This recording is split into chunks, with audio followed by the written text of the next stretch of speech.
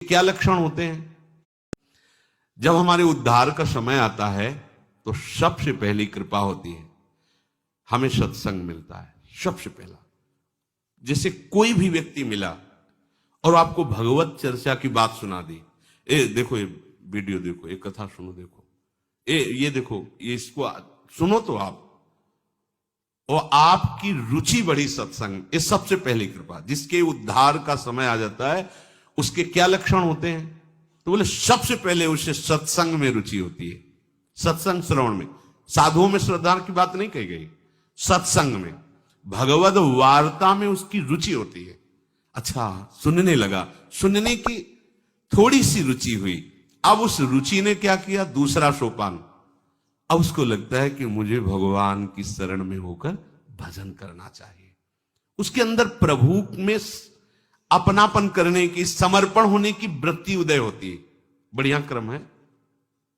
सबसे पहले जिसका उद्धार होना होता है तो उसको सत्संग मिलता है, किसी भी व्यक्ति के द्वारा। ऐसा नहीं कि वो साधु के द्वारा ही, किसी पुस्तिका के द्वारा, किसी ग्रंथ के द्वारा, किसी प्रवचन के द्वारा, उसको किसी संत पर श्रद्धा की बात नहीं की जा रही। वो भगवत चर्चा श्रवण की, कोई कथावाचक, कोई रासाचार्य, किसी से भी उसे भगवत संबंधी वार्ता सुनने को मिली, आकर्षण उसका हुआ।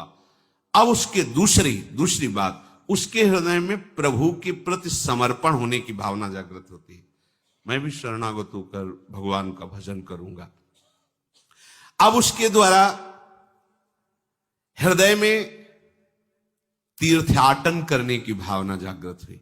अभी शरणागत हुआ नहीं, कैसे शरण में हुआ जाए, कैसे भगवान का भजन किया जाए, ये उसके हृदय में बात हुई। तो इस बात ने तीसरी बात पैदा की, चलो तीर्थों में चलते हैं, धामों में चलते हैं, पुरियों में चलते हैं। वहां चलने से भगवान के जो संत जन है, भक्त जन है, उनका दर्शन होगा। तब उनसे पूछेंगे कि भगवान की शरणागति कैसे होती है, भजन हम कैसे करें। तो वो तीर्थ याटन करता है। तीर्थ याटन से उसके हृदय में पवित्रता आती है। तब उस पवित्रता से वो महत् सेवयम, साधु महात्माओं की सेवा करने का भाव उसके जागृत होता है।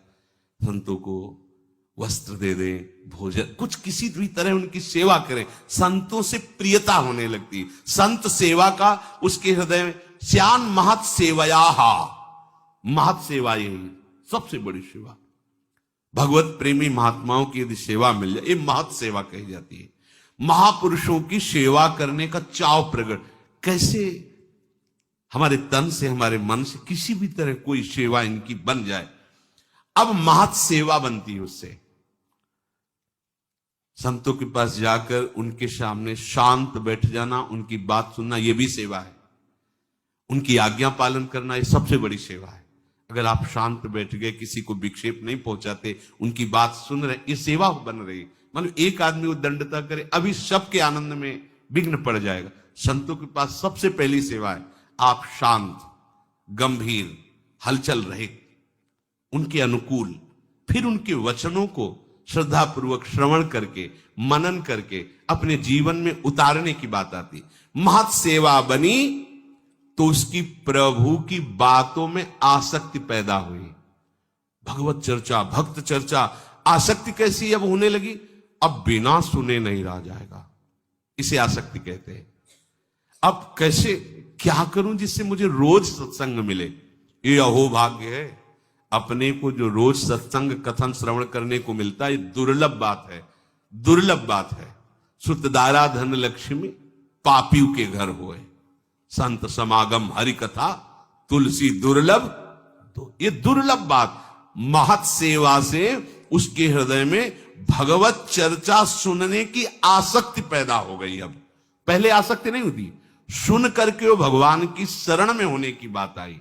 शरण कैसे हुआ जाता है, इसके लिए तीर्थ याटन किया, हृदय पवित्र हुआ, साधु समागम हुआ, संत सेवा, महत् सेवायाम, संतों की सेवा बनी। उसके हृदय में अब सत्संग के प्रति आसक्ति हो गई। अब कुछ भी हो, सत्संग के बिना हम नहीं जी सकते। अब समझ लो, आप बिल्कुल नजदीक पहुंच रहे हो। कथा में जो ही रुचि हुई तो अकल्याण करने वाले जितने विषय थे उन पे उसकी नजर गई। काम, क्रोध, लोभ, ये जितनी उत्तेजनाएं थी, जो ये बुरे वेग थे जिनके कारण वो माया में गिर रहा था, उस पर नजर गई उसकी कि अरे मैं इनको सुख समझ रहा था और ये हमें नष्ट कर रहे हैं। अब उनके वो हर सलाह को काटने की बात उसके मन में आई। जो काम क्रोध की सलाह से वो भ्रष्ट हो रहा था, सत्संग में उसको ये विवेक प्राप्त हुआ और अब वो शासन करने लगा। उन विकारों को असहनीय हो जाना, ये उनको नष्ट करने का उपाय है। अब सहा नहीं जा रहा, व्याकुलता हो जाना, ऐसा हम लोग नहीं कर पाते। हम लोग बहुत छुपा के अपने हृदय में उनको रखते हैं, तो इसीलिए वो बने हुए हैं। जिस दिन आप व्याकुल हो गए, अरे ये दुष्ट मुझे कितना नष्ट, भयभीत हो जाएगा वो। सच्ची मानिए, तुम इतने बल से बलवान हो कि तुम्हें काम परास्त कर दे, ऐसा नहीं हो सकता। तुम अपने बल को देख नहीं पा रहे हो। मेरे बल सी वृंदावन रानी, महारानी जी की तरफ देखो, फिर देखे तुम्हें कौन देखता है बुरी नजर से। न काम, न क्रोध, न लोभ, न मोह, न मद, न मत्सर। हम क्या करते हैं? महारानी जी की तरफ पीठ किए हुए और इनकी तरफ नजर किए और इनका स्वागत करते हैं। लगता है इनसे हमें सुख मिलता है, इसीलिए बने हुए हैं। सत्संग, सत सेवा अर्थात साधु सेवा से जो सत्संग में रुचि हुई, उसने क्या किया?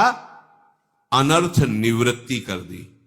एक एक छांट छांट कर अपने मन के सारे दोष, अच्छा ये है हटाओ इसको, अब ये है हटाओ इसको।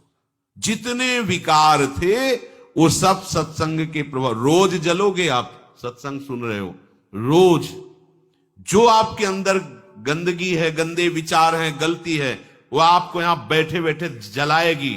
मैं कब निकल पाऊंगा इससे, मैं कैसे दूर कर पाऊंगा? ये सत्संग का प्रभाव होता है।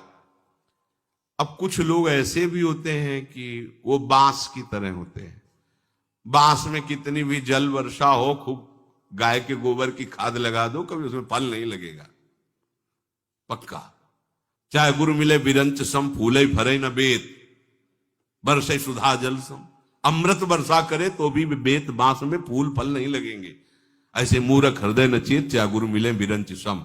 कुछ ऐसे जड़ स्वभाव के होते, क्या वही सत्संग सुनना चाहे सुन लिया, आचरण में फर्क नहीं पड़ेगा। हमें दिखाई देता है 8-8, 10-10 वर्ष हो गए, वही बात ज्यों की त्यों वही बात, कोई असर नहीं। बेत हैं ये, सुधरने वाले नहीं। अरे भाई, सुना इसीलिए जाता है कि जो हमारी गलतियां हैं उनका हम त्याग करें। तो जो जिसका अब आखिरी जन्म है, ये जो क्रम आपको बता रहे हैं, पहले भगवद वार्ता सुनी, प्रभु के शरणागत होने का भाव आया, इसलिए तीर्थयाटन धाम यात्राएं शुरू की, संत समागम हुआ, संत सेवा बनी, हृदय में प्रभु के प्रति आसक्ति हुई, उनकी चर्चा सुनने की, सत्संग का प्रभाव छाया। जितने अंदर गंदगी विकार थे सबको त्यागने का धीरे धीरे निश्चय किया, उनका त्याग किया, अर्थात अनर्थ निवृत्ति हुई। अब निष्ठा बन गई। अब निष्ठा बन गई। एक भरोसो, एक बल, एक आस, विश्वास। मेरी इच्छा तुम पूरी नहीं कर। गुरुदेव, मन समाहित होना किसे